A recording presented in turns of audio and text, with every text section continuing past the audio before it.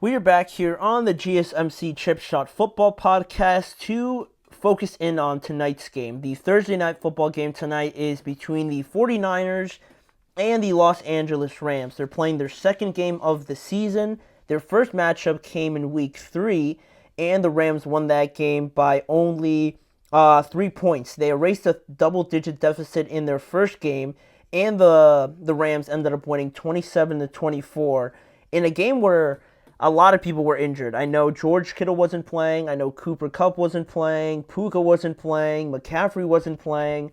And still, they put up a lot of points. And now, tonight, most of those guys are expected to play in that game. There was also no Deebo Samuel in that game, and he's obviously going to be playing tonight. But, we have an NFC West matchup tonight. The second game, like I mentioned, and this time is going to be played in it's going to be in San Francisco this time around. The 7-6 Rams are still trying to catch up to the Seahawks, right? They're only one game behind of them, and the Seahawks got a tough game coming up with the Packers. And based on my predictions, if the Packers do win and the Rams handle business tonight, they could be in a spot where they could be tied for first place in that division, still having to play the Seahawks one more time at SoFi Stadium. So this game tonight is obviously huge for the Rams, while San Francisco, on the other hand, they desperately try to keep their playoff hopes alive by trying to get a win here and trying to sneak into the playoffs with, a wild card spot or something like that. So, on the topic of San Francisco, they snapped a 3-game losing streak last week with a dominant win over the Chicago Bears. A much needed performance, I thought. Offensively, they look great. And also, on the other side, if you want to talk about great games and dominant offense, the Rams, they were also in an impressive game with the Buffalo Bills. They ended up toughening it out there at the end, only winning by 2 points, but they put up 44 points in all. So you want to talk about impressive, these two teams, despite where the 49ers are and what I truly feel towards them, I just don't think they're very good this year. This could be another one of those high-scoring games, throwing out all the records, right? A lot of that stuff doesn't really matter, and the 49ers and Rams treated us to a very entertaining game, like I said, in Week 3, where Juwan Jennings also had 3 touchdowns in that game, and that was without all these other weapons playing. So all the guys are supposed to be active tonight as the last time I checked. So in terms of injuries, I don't believe they've put out any of the inactives yet. I'll keep an eye on it. It might be coming up in just a little bit. But overall, looking at San Francisco and what, they're dealing with and what, or actually I do have their inactives. Their inactives are right here in front of me. For the 49ers, there's not going to be any Trent Williams. They're starting left tackle. They're starting safety. Malik Mustafa is not going to be able to go. And also their cornerback, Rock Ya-Sin. What that means is that Nick Bosa is going to be active tonight. Nick Bosa should be ready to go in tonight's game, so he hasn't been playing for them in a little bit. So to have him back tonight is obviously a huge boost, but also not having Trent there is a big loss. So I guess they kind of offset each other in a way. But Isaac Guerendo was also one that I was keeping an eye on just because he is their number one running back right now, right? Because Jordan Mason's on IR, Christian McCaffrey's on IR. So Isaac Guerendo was going to be the number one running back. He injured his foot last week, though, and, I don't think he returned in the game. I think he went out in the second half, but even still, the fact that he didn't come back was pretty concerning. So I don't see him on the inactive list, so he should be good to go for tonight's game as well. But one thing on the 49ers, I think a part of their struggles has been the lack of production from one Deebo Samuel this year, and he's only recorded 97 total scrimmage yards over the last 4 games, which is the worst 4-game span of Deebo's career. And it's obviously, been a point of emphasis, around the not in the team, but I think around the team, with the fans and people talking about it. So it's been something that's, brought Deebo's productivity, not his value, but like but like what he's doing this season to kind of make up for all the injuries and things like that, it looks like he's kind of trailing behind with not contributing as much as say Juwan Jennings or George Kittle. Even both of them are having monster seasons where people expect more out of Deebo Samuel. But those frustrations are not just coming from the outside in, but also from Deebo himself, because he posted on X over the last couple of days his frustrations about basically how he just doesn't get the ball enough.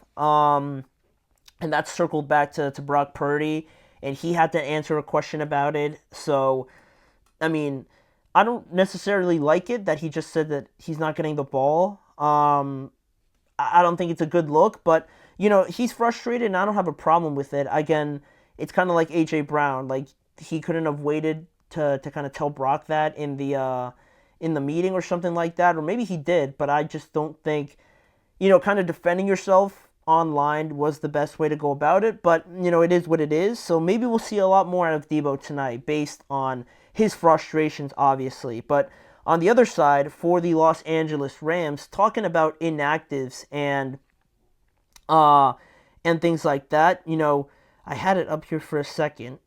I just lost it. But regardless of that, we're going to look at, the Rams. And one thing about them, their offense has really, turned a corner over the last couple weeks, I think. And it's been really impressive what they've been really able to do on that side of the ball. And, not just in terms of points and things like that and actually looking a lot better, but the way that Matthew Stafford's connecting with Puka Nacua right now. Cooper Kupp's still doing his thing. I think Kyren Williams has been a big part of it as well. And, he scores a touchdown each and every game. So that's obviously huge to contribute now to this effort for the Rams and things like that as well. But overall, this team is really on Puka. I mentioned him briefly there, but I've been really impressed with what he's been able to do over the last 4 games. He's had 33 receptions, 458 yards, and 3 touchdowns.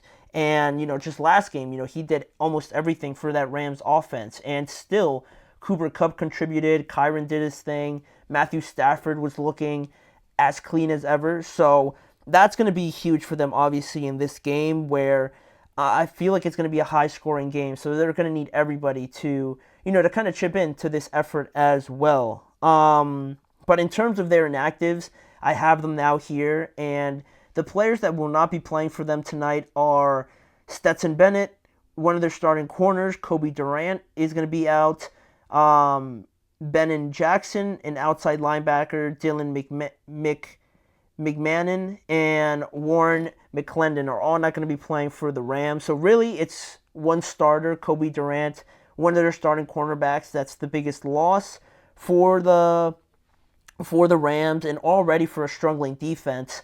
It's not ideal, obviously, but it is what it is now. He was dealing with, I believe, a concussion, if I was to check real quick. A chest injury. He's actually dealing with a chest injury. So on a short week, he hasn't been able to recover, so he's not going to be playing in tonight's game. But that allows us to go to our matchups. And I got 3 matchups here, but really 4 that I just kind of wanted to throw in there. The first one being Deommodore Lenoir, Charvarius Ward going up against Puka and Cooper Kupp. Not only those 2 guys, but really the entire secondary, and how they try to stop these 2 guys, right? With the contributions of your Tutu Atwell, your Demarcus Robinson, everything revolves around these 2 guys. The Rams do an excellent job of moving Puka and Cooper Kupp around. They can run every route on the route tree. They have different, builds and prototypes as well, so it just makes it even tougher to kind of match up with them and know what to expect. So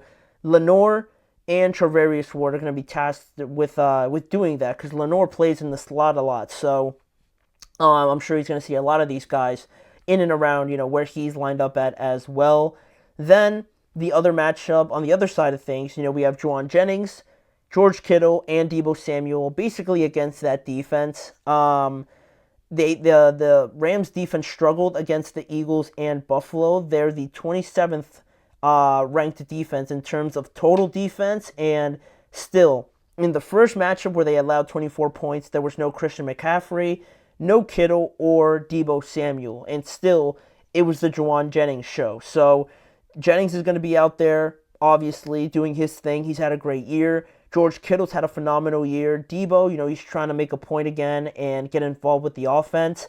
It's going to be a tall task for this Rams defense that, again, I mentioned they're without one of their starting corners, Kobe Durant. So that's another matchup. And the last official matchup I have on here is the both teams' offensive lines obviously facing off against the opposing team's defensive line. And what I mean by that is the Rams only have 28 sacks on the year so far, which is 24th in the NFL. And last week, they didn't even come close to Josh Allen. Now, Brock Purdy isn't Josh Allen, so is that going to change things? Probably, but it's not been like they're swarming the quarterback, right? It's not been like just because they played the Bills, the Bills are a good team, so that's why they didn't sack them. They really haven't been putting up the sack numbers that you would have hoped for. So are they going to be able to get to Brock, or are they just going to let him throw it all over their defense? It's going to be huge to have that connection. And similarly for the 49ers, right? Getting Nick Bosa back is obviously huge.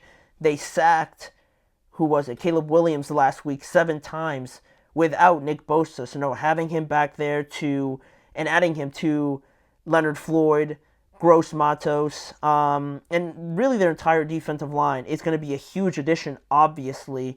So that's the third matchup. Then the last one I have on here is Fred Warner against Kyren Williams. The head-to-head, I think is going to be super cool to see as well. But in terms of who I think is going to win, the 49ers are obviously desperate. They have to win.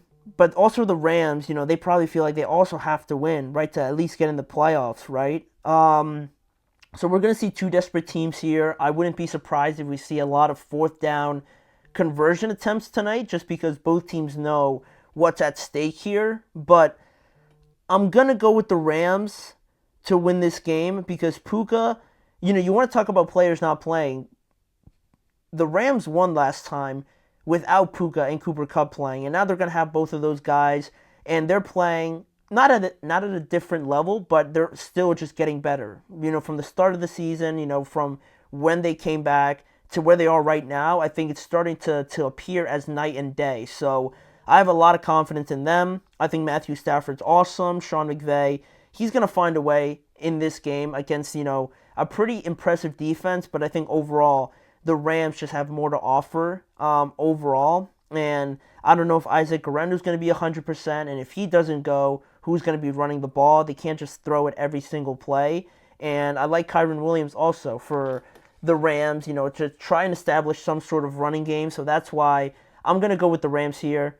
The more well-balanced, of the teams. I think they're going to win and sweep the 49ers in 2024. But that's what I'm thinking. Kickoff is about, like an hour and like 20 minutes away. So we still got some time here to get to some more segments.